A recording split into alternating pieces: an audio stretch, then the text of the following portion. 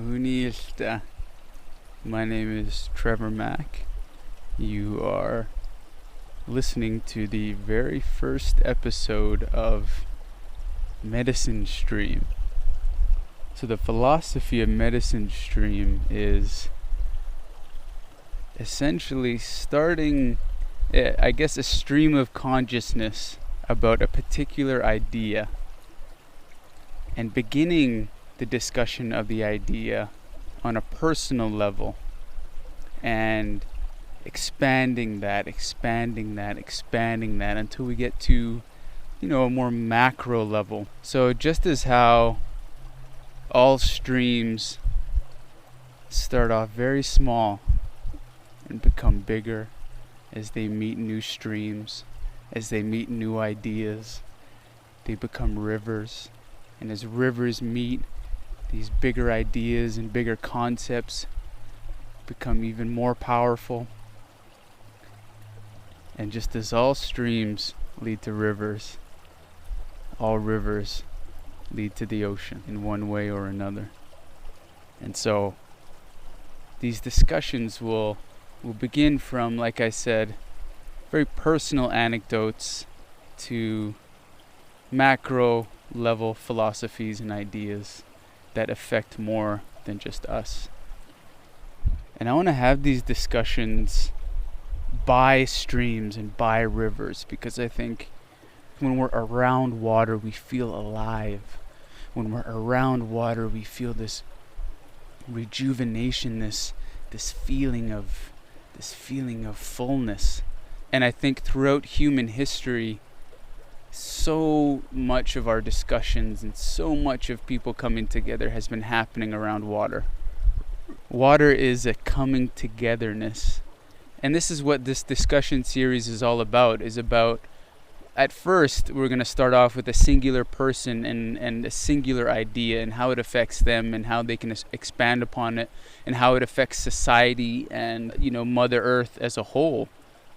So hopefully we get more and more discussions going on. It'll be other people talking about that idea and then bridging in a more broader, expanded conversation with myself and that person. So it's kind of, again, it's a stream of consciousness.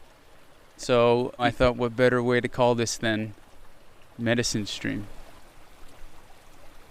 Because water is medicine, just as water is life. Medicine, just being around water. We already feel good. Just me being around this stream, I'm already feeling so good. I've got such a big smile on my face. And so this is where we're going to start off. Episode 1, we're starting off at the Serpentine River. So the Serpentine River, which I'm sitting beside, is a river system that's located within the Katsi, Halkomelem, Kwantlen, and Lummi peoples, these nations. And all of these nations overlap with each other along this tributary system. And this system, if you want to use colonial terms, starts off from, let's say, the North Surrey area, and it travels about 34 kilometers all the way to Mud Bay in White Rock. And so White Rock, of course, being Semiahmoo territory. So this was a river, a river teeming with salmon. Chum, Coho, Chinook, Steelhead all called this river home. However, in the late 1800s, settler farmers began disturbing these habitats by installing dams and dikes. So the areas of what are now Surrey were the floodlands of the Serpentine tributary system, and naturally the lands would flood because that's just what they do. They breathe.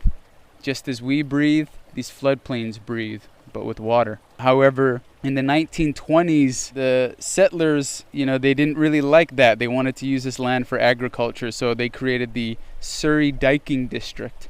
And that was created to further disturb the area for expanded settlement for agriculture reasons. And all the while this was happening, the Katsi, Halkomelem, Kwantlen, Lummi, Semiahmoo people, they were pressuring governments to deal with the depleting salmon numbers. However, nothing was really done within this system in particular. However, in the 1980s, settler volunteers began the Tynehead Hatchery.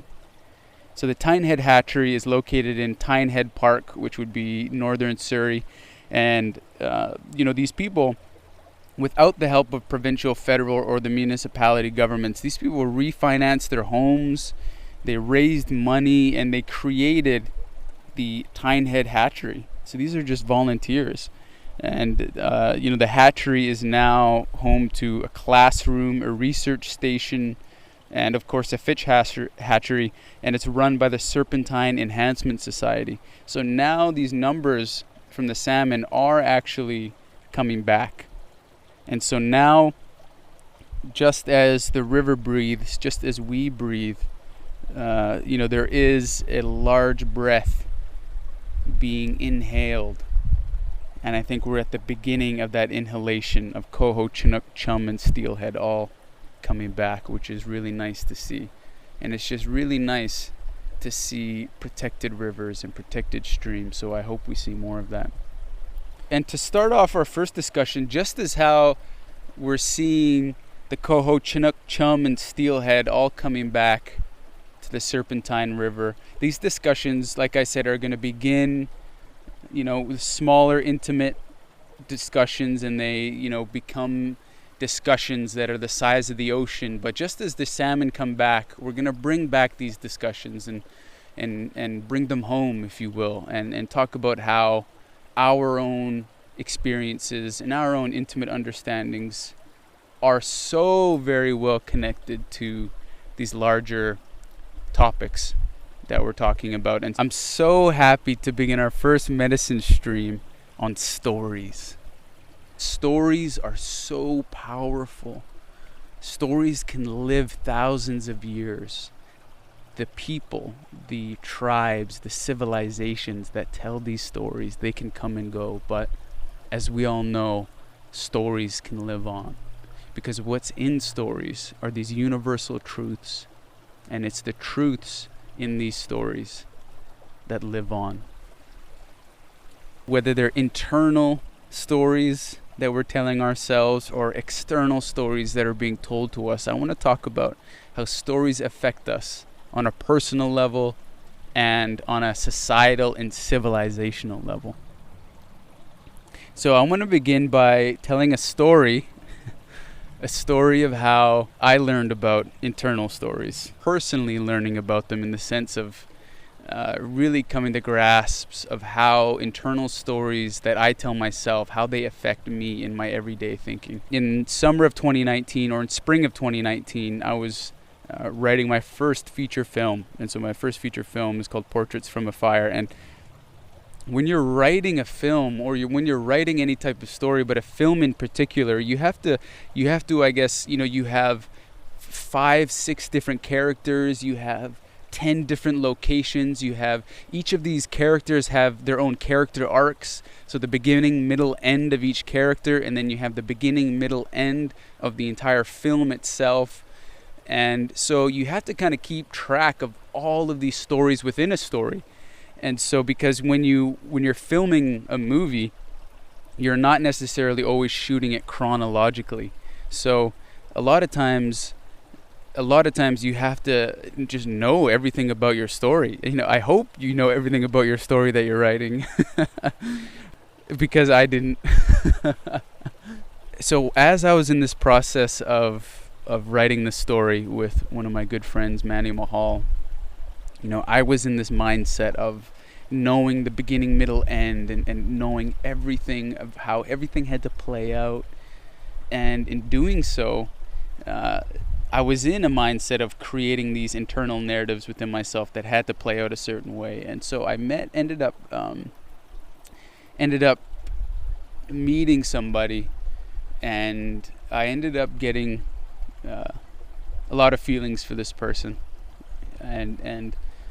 And what happened was, because I was in this mindset, because I was in this internal self-lecturing narrative, I ended up projecting that onto this person and onto essentially a romantic relationship. So I essentially had the beginning, middle, end played out already in my head I had all of these other little intricate beginning, middle, ends that I told myself and lectured myself, that was essentially, telling a linear story to a person who is non-linear, to an ever transforming, ever evolving, living human being. And so what ended up happening was,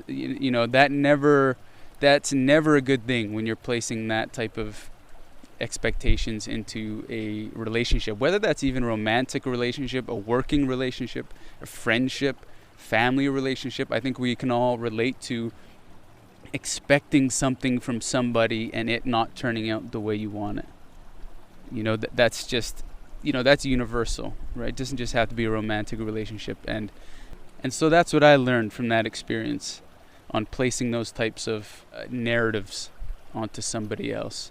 And so that, I want to start with that story and how that affected me, and then I want to kind of expand that into, let's say, stories that were told on a a community level. So now we have a situation. We have two sets of people, and they are separated by a river that nobody can pass, or a river that nobody can get across.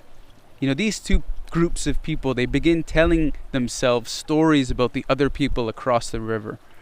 One group, let's say the group A, group A tells their people, generation after generation, they tell them, okay, those other people on the other side of the river, they're evil people. They do really bad stuff. We can't believe what they're saying. If they come here, they will corrupt us, and we can't believe anything. And so imagine if these stories are told generation after generation after generation without any type of contact between each other. And so let's say group B is telling their people, whoa, those people on the other side of the river, they're beautiful. Rays of light shoot out of their fingers, and they can transform trees into berries with just one look and one touch, and gold can come out of their tears. Let's just say it's a really good example. And so you have now these two sets of people that have essentially indoctrinated their own people with these stories. Whether that's the intention or not. Let's just say two children from each of these groups, somehow they cross the river. Say, I don't know, one kid gets a branch or a vine from a tree, and then he jumps over somehow, and he's like, whoa, I made it. And then he meets another child his or her age, and they see each other, and they say, wait a second, you're nothing like the stories that I've been told. You can't shoot berries out of your fingers. And then the other child's like, hey, you're not eating me, so you don't seem too evil. Like, wait a second, what are these stories that I've been told? This isn't like anything like that. And so that's an example of like these external narratives that are told to us over and over, these repeated narratives, and how they end up feeding these internal narratives we end up having. So in the sense of, let's say, my first example of the relationship I had, imagine if what was feeding my internal narratives was actually also, there was an also external narrative that was like, oh, this person is actually, really great, really this, and this, and this. And then I'm like, the confirmation bias. I'm like, oh, hey, that's what I already think. Little, like, stories can come in the smallest of little streams and the biggest of rivers. So now I want to bridge that example to, I guess, a more contemporary setting. So, let's say group A and group B, those were the only stories that they told. Let's just say those were the only stories that they told. And now, after this technological explosion, we are essentially bombarded by stories every single day. The news, there's a story in every single news segment that we watch. Every single commercial is telling us a story of why we should buy their product. And now every single app, you can open your phone up now, and each app has a story feature in their phone. So even within each individual apps, there is a setting, a story setting. And so each and every image and video that's shared on the internet is a story. These are all stories they're just bombarding us every single day. So we have thousands and thousands of stories and narratives that are affecting us consciously and subconsciously. And so now I want to kind of get into some bigger topics. And having said that, because we're talking about a singular idea and expanding upon it, I want you to entertain the idea without getting too emotionally attached to it. So this is something that, I want to bring back everything to water. There's no limit to the force of water. You can try to build a dam, you can try to put a tree over a stream, no matter what, that water, whether it's 1 year, 50,000 years, that water will get through it. So with ideas, let's not try to put a dam over our ideas. There's a quote that touches upon that pretty beautifully. So Aristotle, he says, "It is the mark of an educated person to search for the same kind of clarity in each topic to the extent that the nature of the matter accepts it." So he's saying it's great for you as a person to just entertain a thought and actually research into that thought, but don't marry that thought. But it's good to go all the way with that thought and just entertain the principles of that thought. Because having said that, when you entertain a thought in that way, then you can get to the nature and to the foundational ways of how people are thinking based on that idea and based on that concept. So I really want to emphasize that, especially throughout this topic today. But it's going to be, a theme that I really want to be, the bedrock of these streams in which we're talking on. Let's get a bit bigger. Let's get to World War II. So, World War II, we had propaganda and stories used on a scale never before seen. This is finally, we're getting into calamity level, catastrophic level of stories. You had the entire world in conflict on a level never before seen. And stories propelled these conflicts. Propaganda, caricatures that were created of the other, indoctrinated each side. These stories are what creates these internal narratives that become repeated. So these collective stories become internal stories.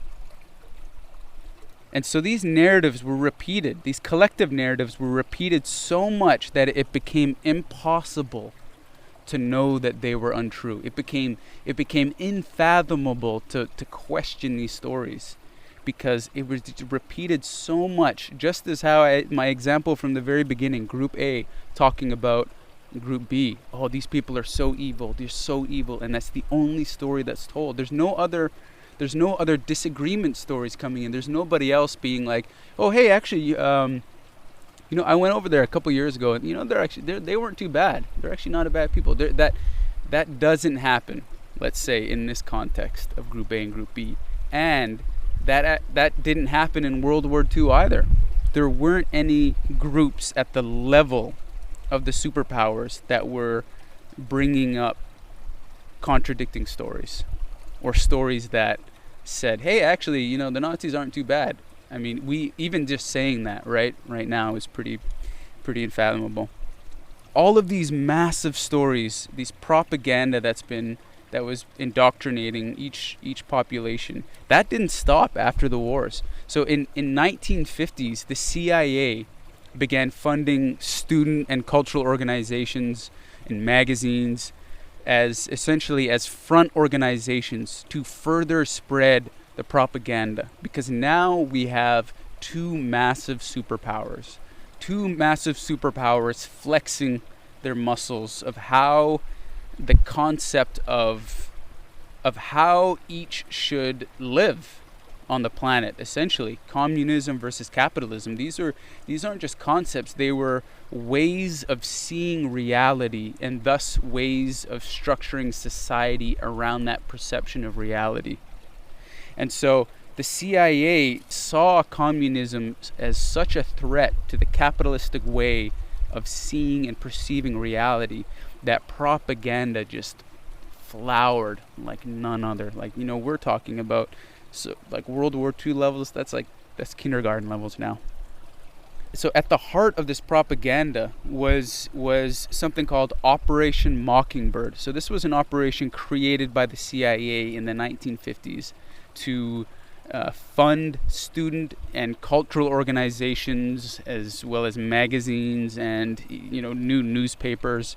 And so they funded these front organizations. So revealed in public documents, the CIA, they even recruited leading American journalists from the New York Times, from Rolling Stone, Time, Life, and CBS.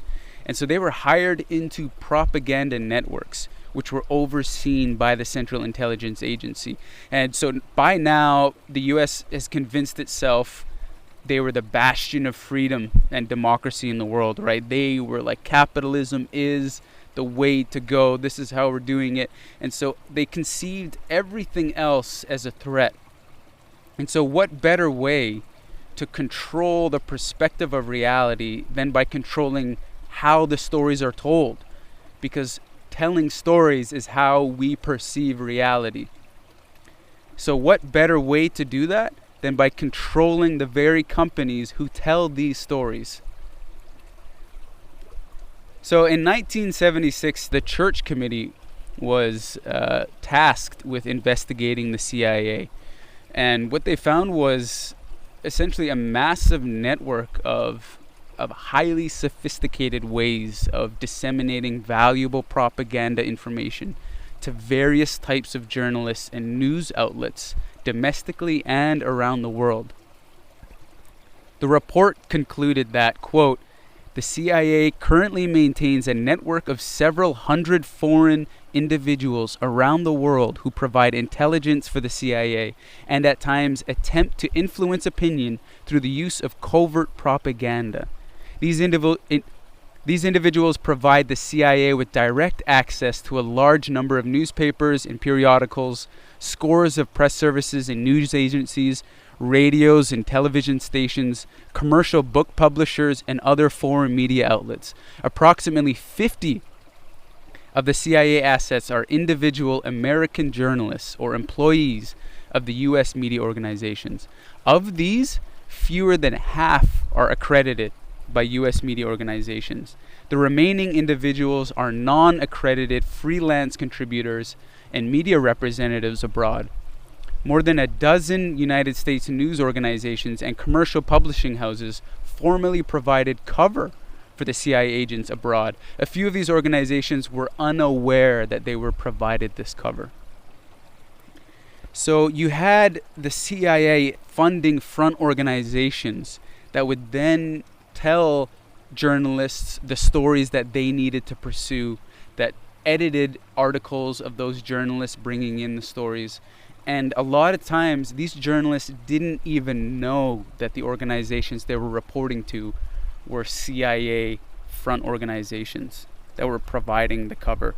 So William Casey was the CIA director from 1981 to 1987, and he's infamously quoted saying, "We'll know our disinformation program is complete when everything the American public believes is false." So now you have examples of the Central Intelligence Agency, which is essentially an agency tasked with creating, disseminating stories around the world for the national security state of the United States. That's what essentially they do. They are the masters of narrative, or they try to be the masters of narrative. Because what is intelligence in that sense? Intelligence is essentially the stories that we're telling each other. So now let's get to one of the most famous stories in the last few years, and that is Russia. Let's get to the foundational level of this story.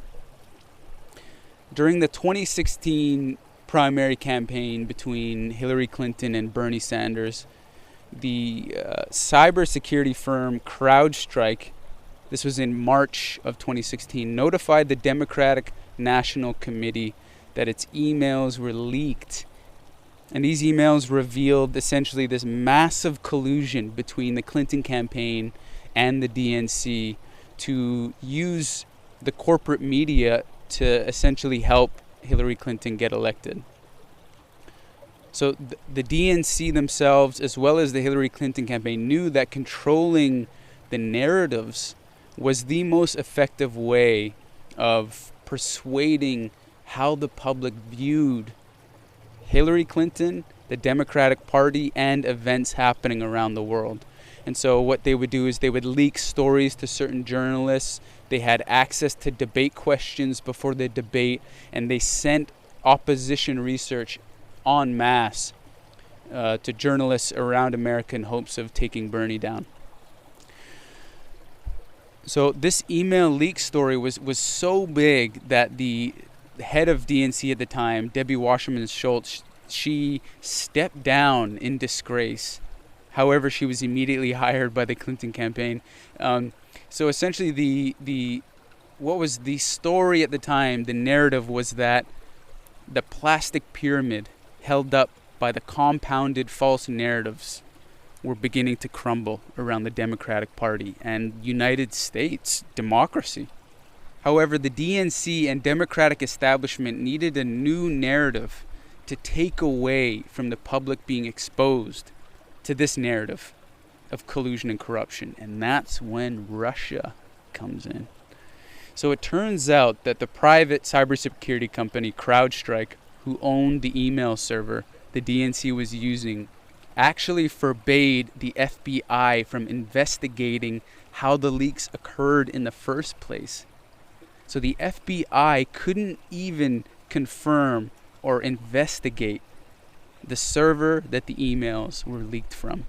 And CrowdStrike, they just said, oh, Russia did it. Just believe us. Russia did it. And so from that very moment, the foundation of this story comes from that. So it comes from no third party, no outside investigative process happening. A new narrative began to take place.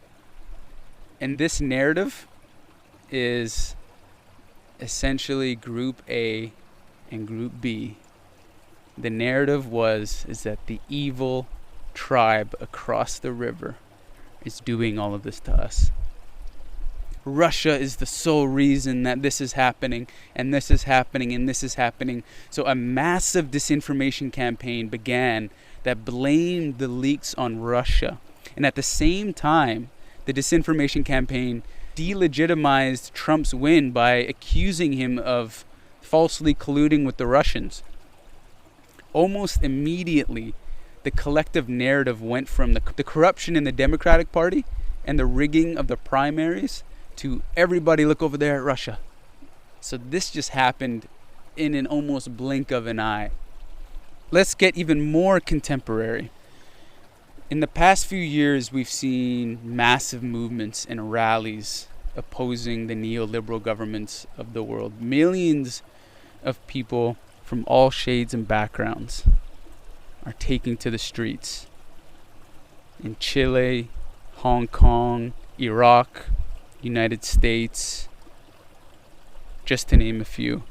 In France, you had the Yellow Vest protest movement. That would be a 100-plus week movement that spanned the entirety of France. In defense of their democracy against China, the people of Hong Kong took to the streets in essentially a never-before-seen ratio of public engagement of protest. In the U.S., a movement that began in 2016 with Bernie Sanders' campaign for president has expanded, and his political revolution is on levels never before seen in the United States since the Civil Rights Movement. The political revolution led by Bernie Sanders has gotten the story of neoliberalism into the mainstream.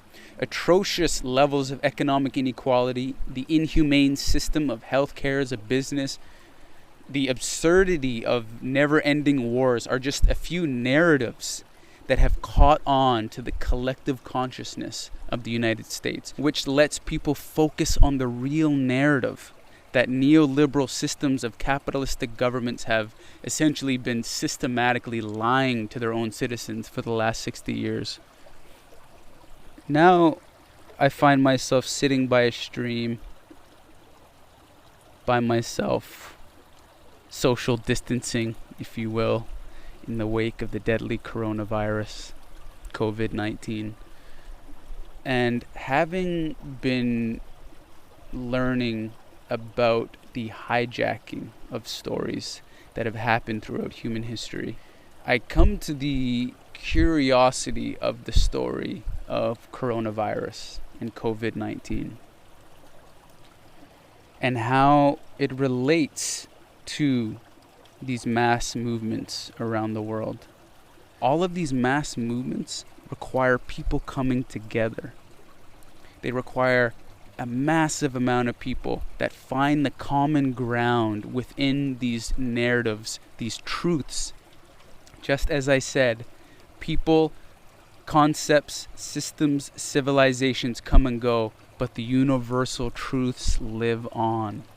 And that's what connect all of these movements happening all around the world, the universal truths.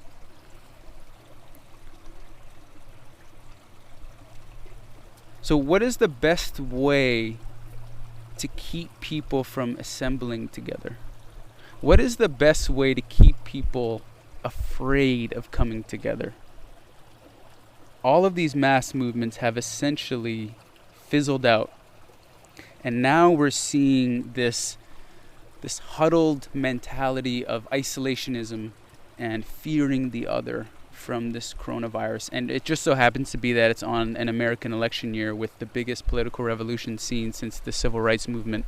So all of these mass movements against the neoliberalism state, if you will, have essentially stopped. And it's something that I'm really curious about, because I was only grade 3 when 9/11 started, and 9/11 was essentially the biggest story of my generation.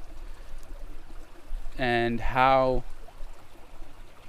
the story led to 1 million Iraqis dead, led to the rape of Afghanistan and other countries in the Middle East, all out of the fear. These internal narratives were taken advantage of and were then brought out to an external narrative that they could blame the other.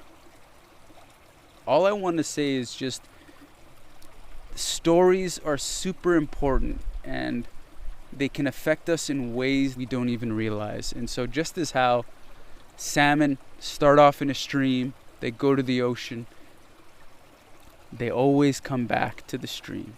They always come back. And so just as how I was talking about my internal narratives that I was telling myself in the relationship that I had, and we went all the way out to the Iraq War, World War II, the DNC, the 2016 election, now coronavirus, which is impacting the entire planet. All I want to do is suggest is taking these ideas and just floating downstream with them. Don't try to swim upstream. Just float down the stream and see where it takes you. Just ask these questions about narratives and about the importance of narratives within our society and civilization, and how we perceive reality from these stories and perceive relationships with one another from these stories, and how what is happening now, the stories around coronavirus, is taking advantage of these internal narratives that we've been telling ourselves, that we have to deal with ourselves. And that's essentially what every world leader since the beginning of time has done. They've taken advantage of internal narratives. They've grasped upon it. and they've thrown it across the river. And they said, that's who's doing it. And they said, that's who we have to fear. That's the bad guy. And I think we have to remember that coming together through stories is what's healing, and we can't forget that in these times. Anyway, so these are just some things to think about while you sit by a river in hashtag social distancing. So this is the first episode of Medicine Stream, and I hope that I can feature far smarter people on the podcast to have them share their streams of consciousness. I hope these are not only engaging, fulfilling, and stimulating, but it's something that you don't necessarily have to believe. These are just ideas to entertain, but not hold on to. My name is Trevor Mack, and this has been Medicine Stream. Nananosine.